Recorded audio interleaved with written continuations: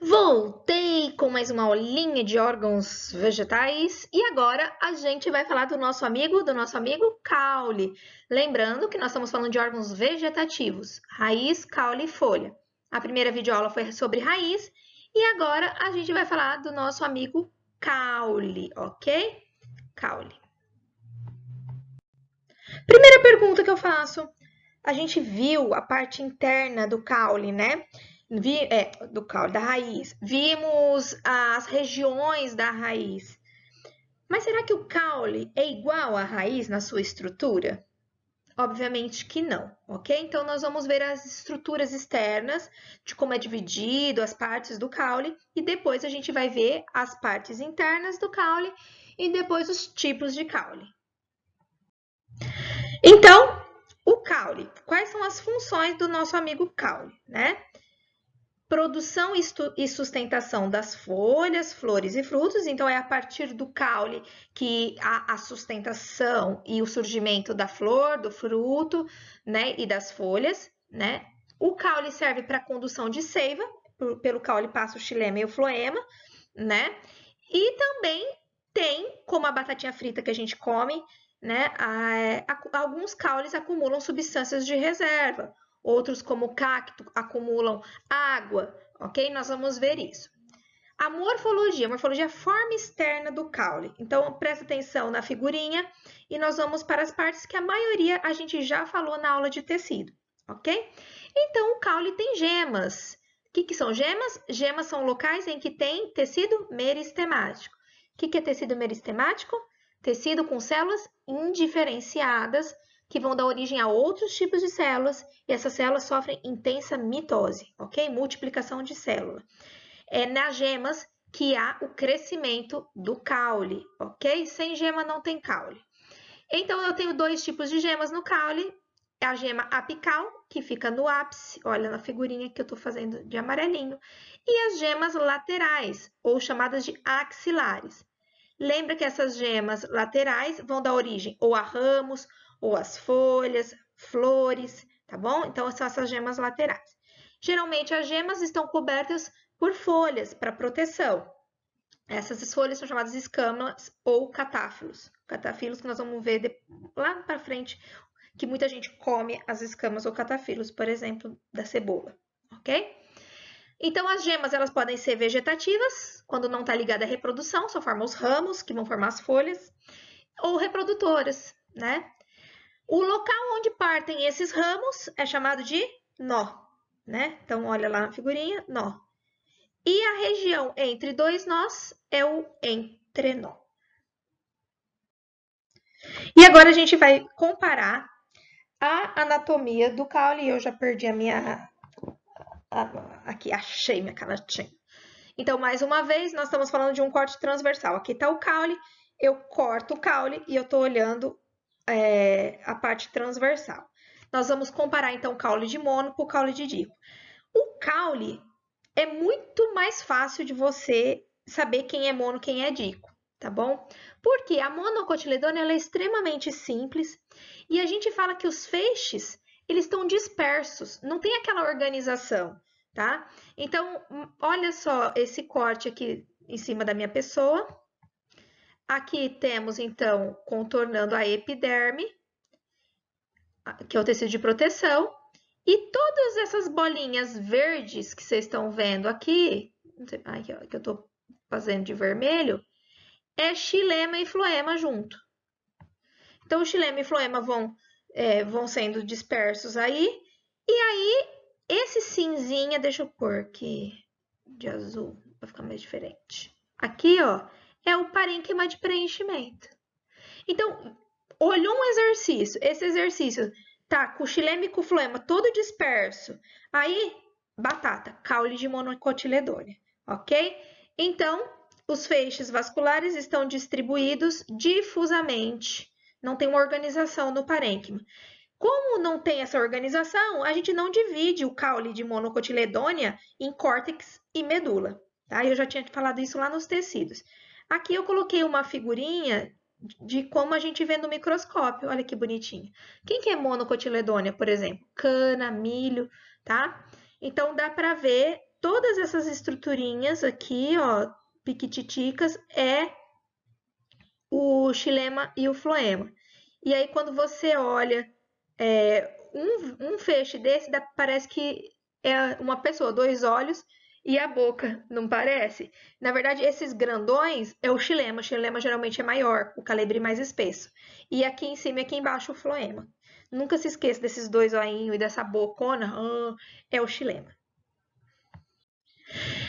E dicotiledônia, né? Como que é? O caule da dicotiledônia, elas são mais certinhas, elas são mais organizadas, tá bom? Vamos lá. Olha essa figura em cima de mim, que é uma figura que é mais fácil, né? Porque essa do lado esquerdo aqui é uma figura vista no microscópio real. Então, vamos lá, de fora para dentro. Lembrando que nós temos a epiderme, depois nós temos um parênquima de preenchimento, que a gente chama de córtex, e depois nós vamos ter o cilindro vascular. Nesse cilindro vascular vai ter esse marrom que eu estou tentando aqui fazer por cima, é um tecido meristemático, chamado de câmbio fascicular. O que é esse tecido? É o tecido que vai originar xilema e floema. O câmbio é um tecido que origina xilema e floema. Como que ele faz isso? Ele vai produzir floema para fora e xilema para dentro. Anotem aí. Sempre o floema está para o lado de fora do cilindro e sempre o xilema está para dentro do cilindro, ok? E aí, então, existe esse cilindro, floema para fora, xilema para dentro. E aí sobra, então, uma parte, entre aspas, oca, que é preenchida por parênquima, por aquele tecido parenquimático, que é a medula, tá? Então, na dicotiledônia, os feixes vasculares, que são feixes vasculares, xilema e floema, dispõem-se formando um círculo ao redor da medula. Células do xilema voltadas para o centro, para dentro. Células do floema voltadas para o córtex, para fora. Por que eu estou falando tanto disso? Porque muitas pessoas... Como que você faz para matar uma árvore sem derrubar ela? Né? É muito simples. A pessoa vai raspando a árvore e vai fazendo tipo um anel, ó, remoção do anel da casca. Então a árvore fica meio peladinha, que ela fica com uma cinturinha, tá? O que acontece? Eu não falei para vocês que o xilema tá mais para dentro, então tá subindo a seiva aqui, ó. Tá subindo aqui. O floema não tá para fora? Então tá descendo o floema, porque o floema desce.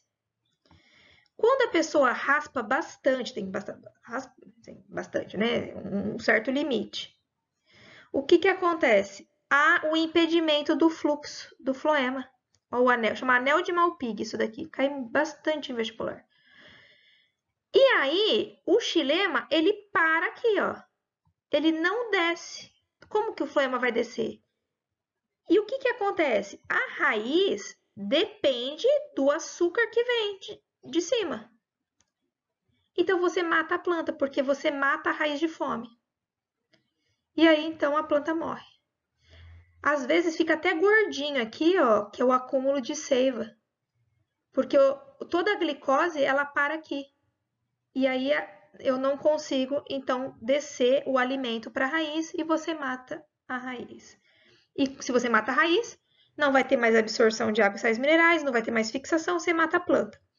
Então, esse anel que eles fazem chama anel de Malpighi. É uma forma de você matar a planta, a árvore, sem retirá-la do lugar, ok?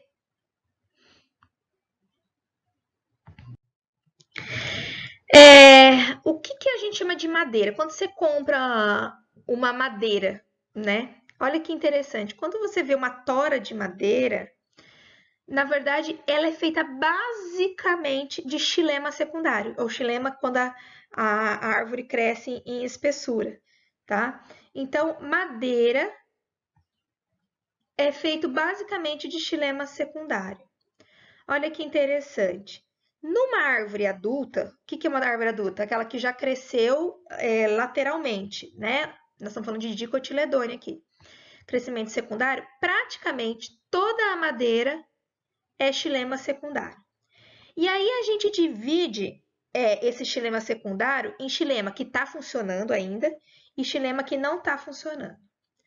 O xilema inativo, ou seja, que já não conduz mais seiva bruta, é chamado de xilema não funcional e a gente chama isso de cerne. É o que está aqui dentro, o mais interno da tora de madeira. Cerne. O alburno é o xilema que ainda está funcionando, tá? Ativo.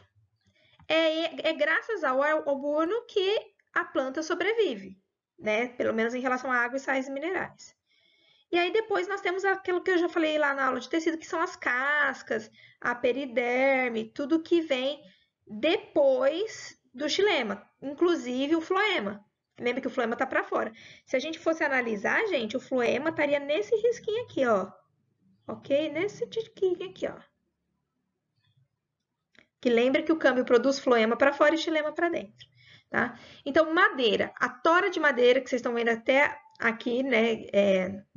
Nessa figura aqui, essa parte mais escura que vocês veem na tora de madeira é o xilema que está inativo, o cerne. E o alburno amarelinho é o xilema que estaria ativo, mas a criatura cortou a árvore e acabou de matar a árvore, tá bom?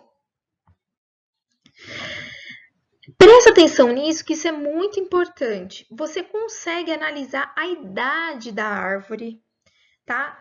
Por esses risquinhos que às vezes a árvore apresenta. Porque às vezes, porque esses risquinhos, para saber a idade da árvore, elas são muito evidentes em árvores de zona de clima temperado. Por quê? Em ambientes, em países de clima temperado, as fases, as estações de chuva e seca são bem definidas. Aqui nós, clima tropical, é uma várzea só, né? Nós não temos períodos muito definidos de seca e chuva, seca e chuva. Às vezes até tem, mas isso não é comum, tá? Então, o que eu vou falar aqui para determinar a idade da árvore, ela é típica de árvores de clima temperado, tá? Então, árvores de clima temperado podem ter sua idade estimada baseada no câmbio. O que é o câmbio, Ana? Câmbio é o que produz xilema e floema. Olha que interessante. Vocês estão vendo aqui nessa... Eu estou olhando para cá, tá? Nessa primeira figura da esquerda. Vocês estão vendo que tem um fiozinho mais escuro e um mais claro. Um mais escuro e um mais claro. Então, vocês estão vendo que tem um risquinho mais escuro e um mais claro. Um risquinho escuro mais claro. O que é o risquinho fininho mais escuro? Significa que a planta, naquele ano, estava no frio. Por que no frio? A planta vai precisar de muito xilema? Vai precisar que o fluxo de água seja intenso? Não. Então, no frio, a planta produz pouco xilema. Então, esse pouco xilema é o anel escuro e estreito. A gente chama de xilema estival ou tardio, que é a época fria, o inverno. Quando a planta vai chegando aproximadamente do calor, né, do verão, da primavera, o xilema começa a ser produzido com mais intensidade, que é o marrom claro. E aí a gente saiu aqui até do lugar, o anel claro e largo é chamado de xilema primaveril ou inicial. Isso mostra a época quente do ano. Por quê? Tá muito quente, a planta precisa conduzir muita água, então aumenta de tamanho. Em um ano, a gente tem um inverno e um verão, não é? Então, a cada risquinho, um risquinho marrom e um largo, significa um ano. Então, eles contam a quantidade. Olha que interessante essa árvore aqui, ó, os anéis de crescimento. Dá para ver, ó, que século que era, que ano que era, eles vão contando. Aí você vai falar assim, então, 2 anéis, o que é os 2 anéis? Um fininho e o mais grossinho. Corresponde a um ano, então dá para eu saber a idade. Lembrando que o fininho é da época fria e o grosso da época quente. E lembrando ainda que isso é típico de árvores de ambiente temperado, de climas temperados, tá bom? O que eu ia falar mais para vocês? Que eu esqueci, igual na aula. Ah, Ana, para saber a idade da árvore, então você tem que matar a árvore para arrancar a árvore, né? Aqui a árvore está arrancada, mataram a árvore. Não, existe um aparelhinho que eles furam e pegam somente uma tripinha da árvore para estimar a idade dela. Então, gente, acalmem o coração. Não, eles não matam a árvore para saber a idade dela, tá bom? E agora os tipos de caule. Anotem aí. Da mesma forma que tinha tipos de raiz, agora nós vamos ter os tipos de caule. Nós vamos começar pelos caules aéreos, os caules que a gente vê que não está dentro do solo. Sim, existem caules que estão dentro do solo, no interior, tá bom? Então, o mais comum para a gente de caule aéreo é o tronco, né? O tronco é um caule ereto, reto, né? Que tem ramificações. Essa é comum na mangueira, na laranjeira. O tronco acho que não tem muito o que falar, né? Porque é o que a gente mais vê, que a gente mais entende. Agora presta atenção na haste. A haste é um caule típico de ervas. Ervas são plantas com um caule bem fininho e geralmente verde. Por quê? Porque nesse tipo de caule, o caule pode fazer fotossíntese, tá? Por isso que ele é verde. Ele é flexível, não lenhoso. O que significa não lenhoso? Toda vez que vocês virem isso, significa que não tem crescimento secundário em largura, não tem xilema secundário, tá? Então, toda vez que for falar de planta não lenhosa, é planta que não tem crescimento secundário. Então, pouco desenvolvido e de consistência herbácea, fina, ok? O colmo, agora presta atenção no colmo, porque a gente vai diferenciar um outro no próximo slide, é um caule cilíndrico, nitidamente dividido em nó e entrenó. Lembra do nó e do entrenó? Olha o nó aqui, olha o nó aqui, e aqui o entrenó ou internó. O colmo é típico de cana e bambu, beleza? Então, anotem aí, cana e bambu. Agora, o estipe. Não sei, algumas pessoas confundem como com o estipe, tá? O estipe, ele também é cilíndrico, tá? Ele também é dividido em nó e entrenó, que é o caso dos coqueiros, das palmeiras, tá? Só que ele é mais grosso que o caule e as folhas geralmente só estão no ápice, lá em cima, tá bom? Então, colmo é típico de cana e bambu, estipe típico de palmeira, de coqueiro. Rizóforo são caules que crescem na direção do solo e formam as raízes adventícias, tá? Antigamente achavam que esses rizóforos eram raízes e eles estavam dentro de raízes escora, tá? Então, as plantas dos manguezais, a gente não consegue diferenciar exatamente aonde começa a raiz e aonde começa o caule, tá bom? Então, esses caules, eles ajudam na sustentação dessas plantas no mangue, né? Que é difícil ter uma sustentação num solo tão encharcado como o dos manguezais, ok? Então, esses rizóforos são caules que antigamente eram interpretados como raízes escora, tá? Ajudam na sustentação.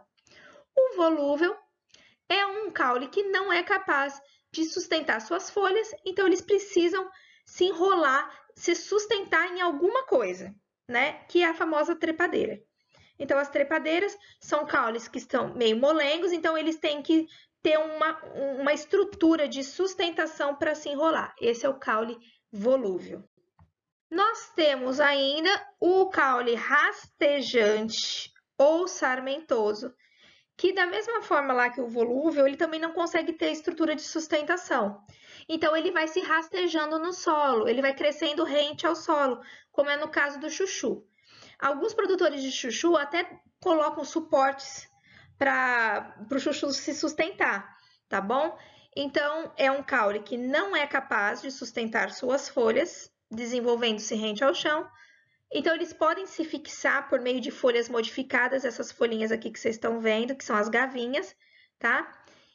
E o que acontece? Isso é muito importante para diferenciar o rastejante do estolão, que é o de baixo, tá? O sarmentoso, deixa eu fazer aqui o solo. O sarmentoso, ele se fixa uma vez no solo, no meio das suas raízes, e ele vai crescendo aqui, tá? Então, ó, ele fixa-se ao solo apenas por um ponto.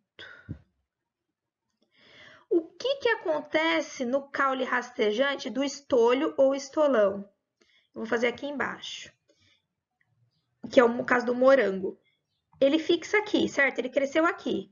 Aí ele cresce, o morango. Aí o morango vem e se fixa aqui. Aí ele cresce. Aí ele vai e se fixa aqui. Ele se fixa no solo em vários pontos, tá? Então, ele há enraizamento em vários pontos. Isso é o que diferencia do rastejante lá de cima, do chuchu, para o morango. O que é isso importante? É importante porque se alguém cortar essa parte entre duas fixações, o morango ele não morre, ele vai crescendo. A gente chama isso de propagação vegetativa. Ou seja, ele vai dando origem a novas plantas, a novos moranguinhos. Porque como ele tem fixação em vários pontos, ele não depende somente de um ponto para absorção de água, de raiz. Ok? Então, olha bem essa figurinha aqui de cima, que é o que diferencia o caule do tipo estolho para o sarmentoso. Se a ligação entre os enraizamentos for interrompida, de cada ponto pode formar uma nova planta, chamando isso de propagação vegetativa. E agora a gente tem os caules aéreos de estrutura modificada, tá? E aí eu relembro vocês, né, que são os cactos. Os cactos podem ser espessos, gordinhos, ou caules achatados. O achatado a gente chama de cladódio e os gordinhos, redondinhos, a gente chama de suculento, tá? Esses caules, eles têm várias modificações. A primeira modificação... Ai, deixa eu me ajeitar aqui. A primeira modificação é porque aqui as folhas são modificadas em espinhos. Então, não tem folha, tem espinho. Ok? Aqui, ó, espinho.